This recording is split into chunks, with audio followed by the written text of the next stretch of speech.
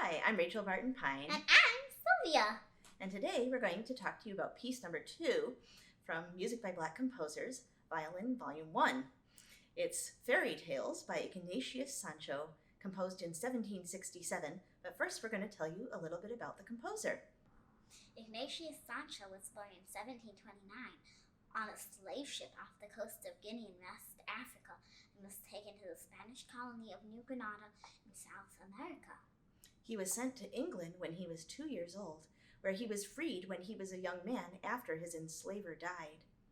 He became the first Black composer in history to have his music published. Well, you can learn more about him in the biography that's in the sheet music book, and you can find these bullet points on our website, musicbyblackcomposers.org, in the resource section, which is also where you can find the slide that you've just been seeing. By the way, Sancho is also one of the composers featured in our coloring book of Black composers. The violin 1 part is mostly eighth notes, so there's no real rhythmic or bow distribution things to worry about, but string crosses are very important to get organized so that everything can be clean and clear.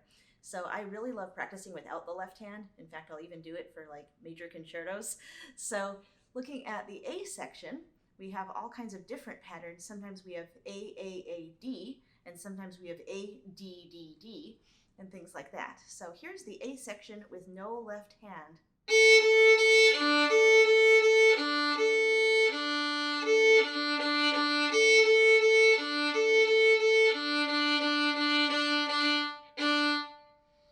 Of course, it might be a little different if you use open strings instead of fourth fingers, but I'm right now following the finger numbers as they appear in the sheet music.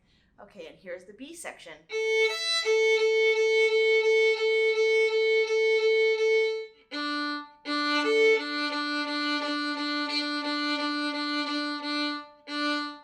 So it can be a bit of a brain twister to try to do the, just the open strings, but once you get the hang of it, it's really worthwhile because then your bow 100% knows what it's doing, and then if anything isn't clean, then you'll know for sure that it's the fault of the left hand instead of wondering which one is to blame.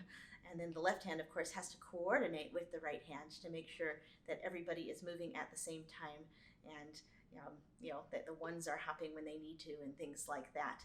Like this measure, 3-1, 3-1.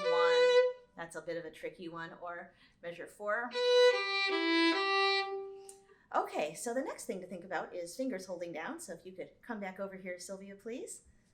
There are 4 places in the violin 1 part where you can hold the fingers down on the same string. So let's find them all. The first one is between measures 6 and 7, when you can hold down the second finger. So if you could play that, please, and just stop at the end of measure 7.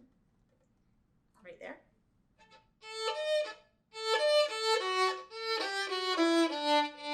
Right, so this one, holding the 2 down until there. Now we have measure 10, where you hold the 2 down. Just measure 10. Good, and then measure 11, we hold the 1 down for the whole measure. Good, and then measure, let's see what that is, 11, 12, 13, 14, you hold the 2 down.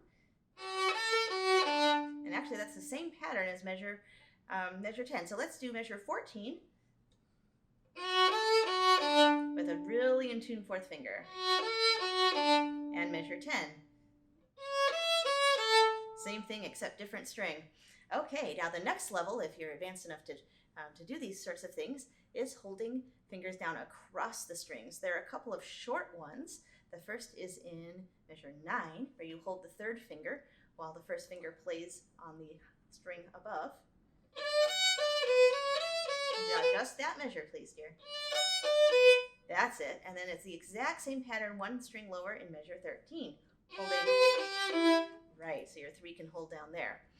And then there's a really long finger holding down if you really want to go wild with it, going all the way from measure 1 to 3, where you can hold your 2nd finger down. Oh, starting at the beginning. Right, and then of course it has to lift to play your 1, and then does the same thing again, starting in measure 5. There it is. Okay, so those are all the finger holding down spots. Shall we play the entire violin one part? And you can play along with us if you want. So 1, 2, ready, go.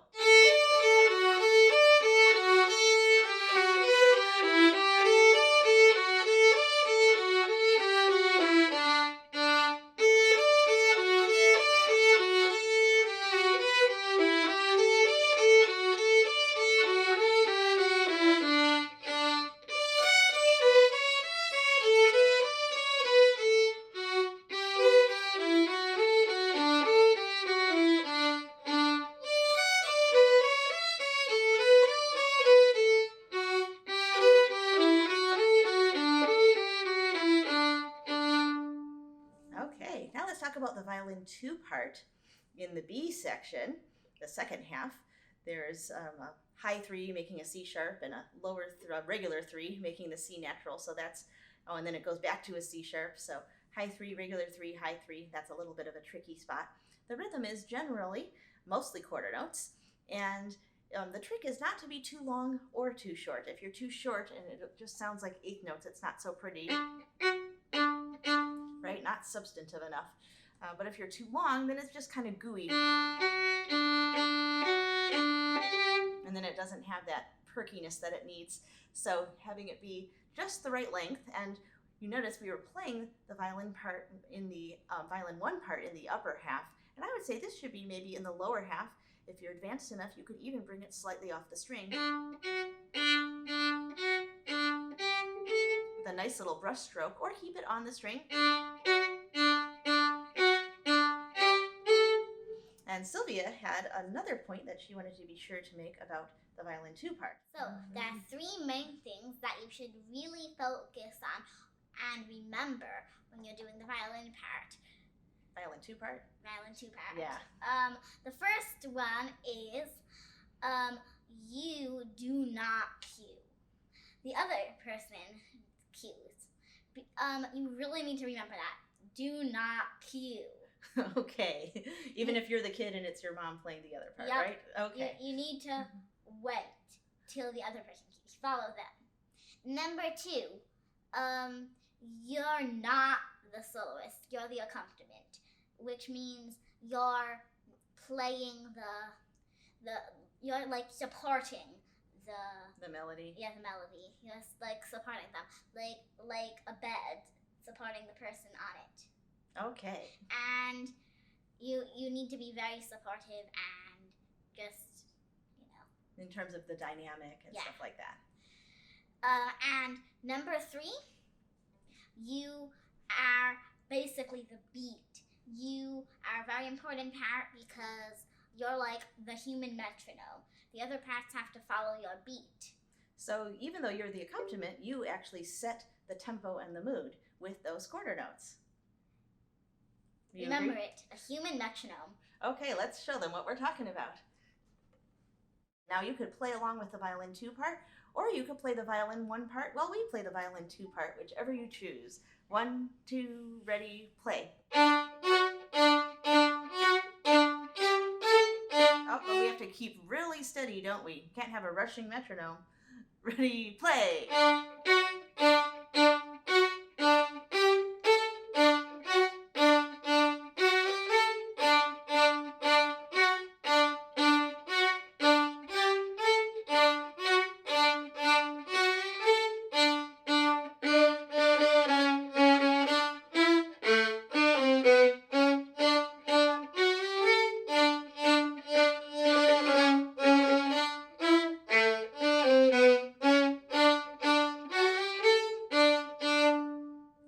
Speaking of metronomes, a metronome would be a really great thing to use for this piece, whether you're practicing violin 1 or violin 2. But we're not going to do it on this video because that would be far too annoying. Okay, now let's play the piece. Woo!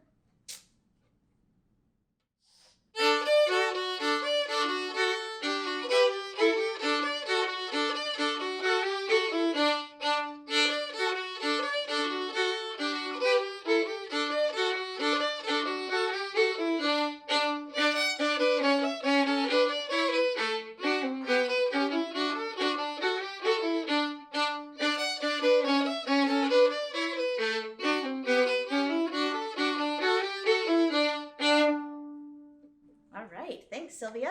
And thanks for watching. I hope you enjoy practicing Fairy Tales by Ignatius Sancho.